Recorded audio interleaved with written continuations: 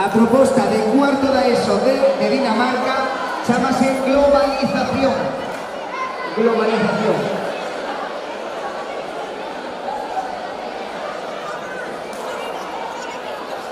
Que alguén me faga un sinal conforme estades listos para... Ah, vale, ben, moi ben. Listos, vamos a dar.